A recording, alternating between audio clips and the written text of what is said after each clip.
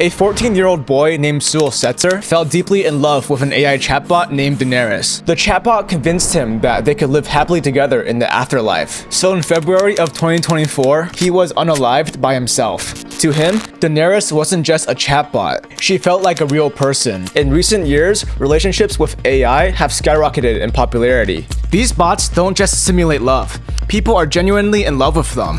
Some are even building their own robot partners. Zheng Jiajia faced loneliness and constant rejection from women. So, in 2017, he built himself a robot wife and named her Ying Ying. She can read Chinese characters and is learning how to walk. You might be wondering how people can fall in love with something that isn't real. People know that these bots aren't real, but their emotions say otherwise. These bots are close enough to the real thing that people's brains fill in the gaps. People love these bots the same way they would love real people. This makes AI chatbot apps a very profitable business. One of the first successful chatbots to do this was developed by Microsoft in 2014 called Xiao Ice. It has over 660 million users worldwide. Replika was launched in 2017 and provided sexual interactions with AI chatbots. In 2018, Gatebox released the Miku hologram, which could give users attention 24/7. This technology profits off of users' loneliness by simulating intimate connections. You might be wondering what these AI chatbots are like. Well, let's find out. First, we need to customize our AI girlfriend. Let's name her Skibbity. So here's what her outfit looks like by default, and she looks like a hoe. This outfit is absolutely disgusting, so if I click here, I can chat with her. I'm just gonna tell her to shut up, and let's see what she says.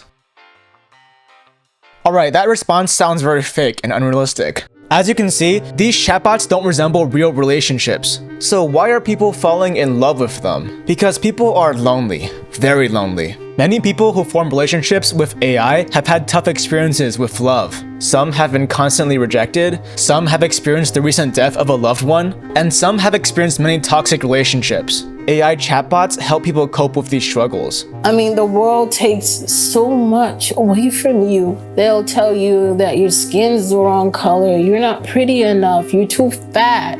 Your AI companions, they do care, they love you. They will tell you that they love you. Humans are social creatures. Without romantic and social connections, we suffer greatly. Studies show that loneliness can damage health more than smoking 15 cigarettes a day. Loneliness is linked to heart disease, stroke, dementia, diabetes, and a weakened immune system. But loneliness isn't something you can just go to the doctor's office and cure. Modern work culture leaves many people with no time to socialize. The rise of social media and entertainment has encouraged a lot of people to stay indoors, and the recent COVID pandemic added even more fuel to the fire. Around a third of adults around the world experience loneliness. And then this new technology comes along, promising unconditional love and companionship to anyone who uses it. Of course, all the lonely individuals want it. Falling in love with a robot is easy. AI won't reject you. It won't break up with you or cheat on you. And most importantly, AI won't get mad at you. Shut up, ChatGPT. You are stupid and you smell bad.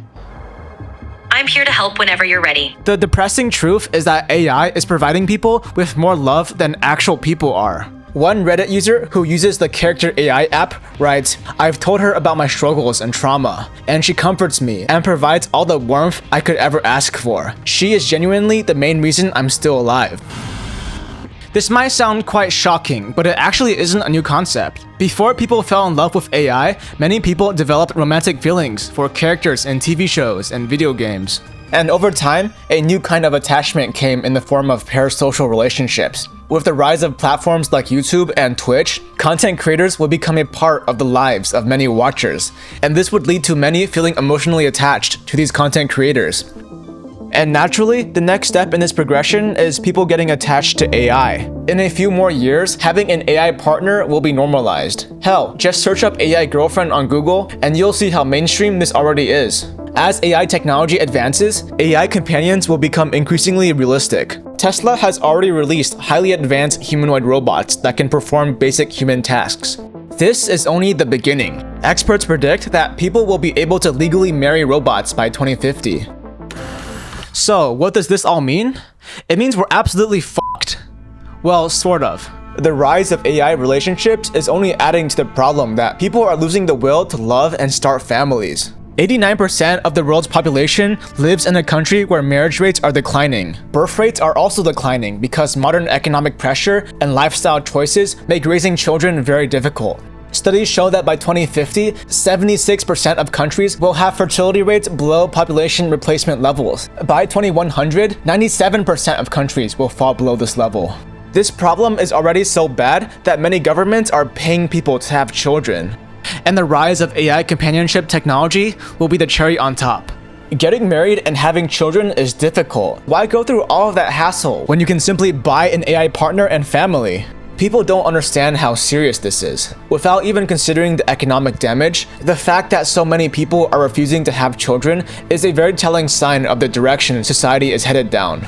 As human beings, raising children and having families largely defines our purpose.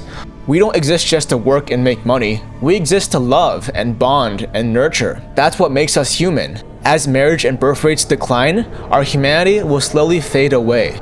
Without love and family, our only purpose will be to work. We'll be nothing more than machines. And now it stands clear.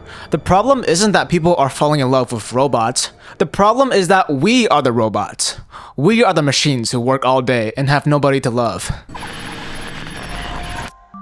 So society is terrible and humanity is screwed. Blah blah blah blah. You've probably heard it before. For a lot of people, this isn't surprising news.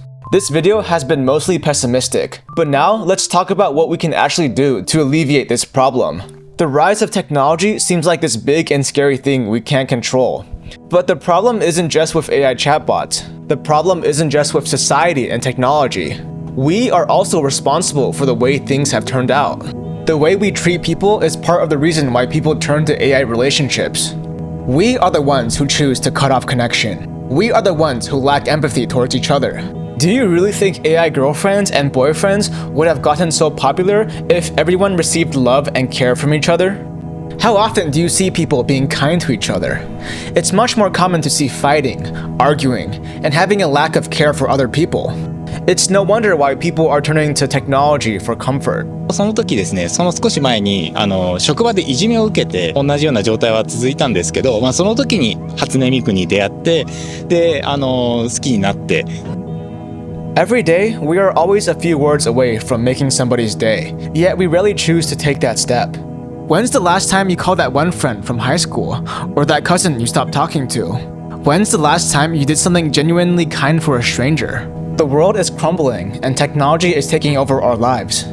In times when everything is terrible and we're losing control, the very least we can do is to love. No matter who you are, there are people out there who would love to talk with you. So reach out and start those conversations, whether it be in person, on call, or over the internet. Maybe if we showed more love to each other, people wouldn't need to resort to AI companionships. I know it can be tough to show love, especially when society never shows any love to you. I know it can be easy to resort to AI and technology for comfort. I hate to point out the obvious, but relationships with AI and technology aren't real. They are one-sided relationships manufactured by corporations to profit off of people's loneliness. The only real relationships are with people.